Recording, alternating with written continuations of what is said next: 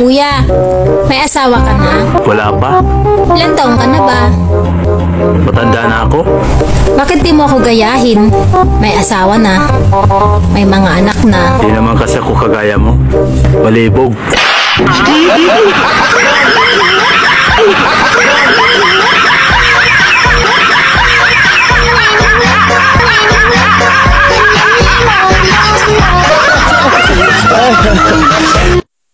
Kuya, kung magseseryoso na ba ako sa'yo, mamahalin mo ba ako ng buong buo?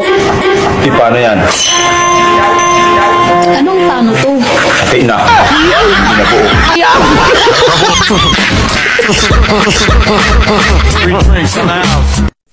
Ate, Bakit? totoo ba na lahat ng magaganda palaging problemado? Bakit ako tinatanong mo? Ang dami-dami ko na nga problema, oh. Dadagdag ka pa?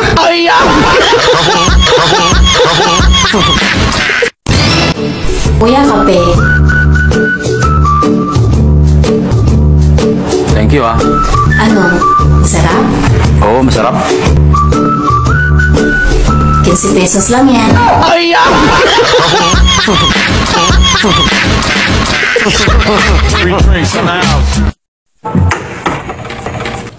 Nangyari sa'yo, John? Naisip ko lang magba-Valentine's na.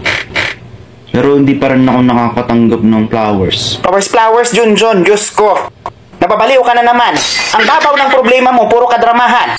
Hindi magtanim ka. Puro kaimot sa buhay mo. Tingnan mo nga yung itsura mo. Hindi ka lang pinansin ng crush mo. 3 araw ka na hindi naliligo. Sakta na nga yung tao eh. Kaya nga nagmumubon ako, diba? Sos, John! Hindi ko talaga alam kung saan mo nakuha yung mga ideya mo ng pagmubuon-mubuon na yan. Yung iyak-iyak mo, yung silos-silos mo. Ni minsan wala talaga akong nabalitaan na nagkajowa ka. Naunsa ka? Nagpractice? Uang, masiguro ka. Magkapi ka na lang doon. Ikaw naman, nagpapatibok din ng puso yon. Maligo ka. Mahalin mo muna ang sarili mo para mahalin ka din ng ibang tao. Uang. Only love can hurt. Emotional damage.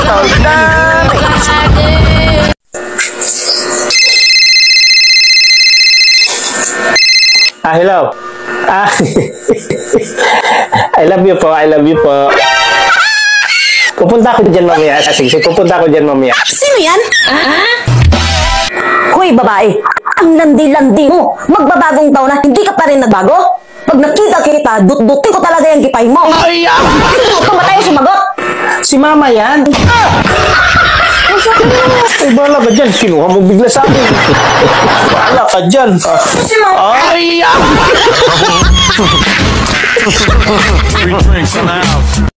Yeah. Paano ba magmahal ng tama? Uminom ka ng Red Horse.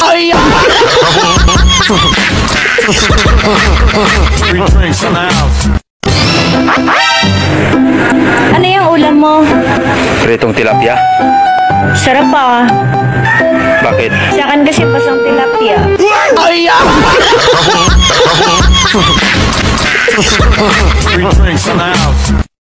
Sumusobra ka na.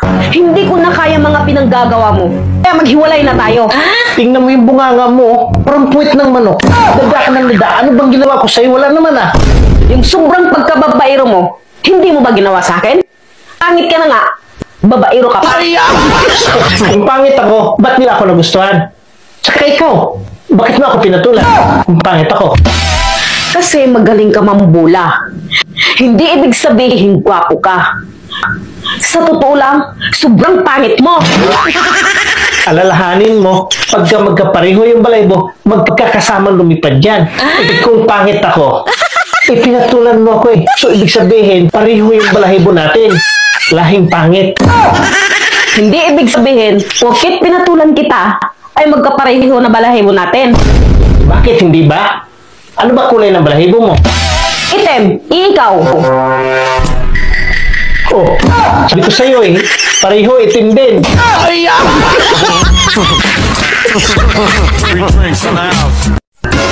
Ayoko na makita yung lalaki na laging bubulot sa'yo ah.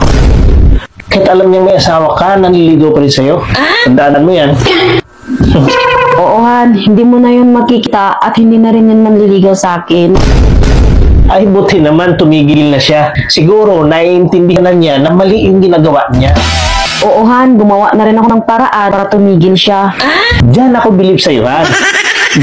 Dahil hindi mo inasa sa akin lahat at mahusay ka mag-isip. Oo, Han, hindi na yung papakita dito at hindi na rin yan manliligaw sa akin. Yan ang asawa ko. Hindi lang matalino, mandiskarte pa. At hindi ako nagkakamali na ikaw yung nagpapangasawa ko. Swerte ko sa'yo. Kaya nga pala, ano pala ang ginawa mo? Bakit bigla na nahimik yung lalaking yun? Ako na pupunta sa bahay nila araw-araw.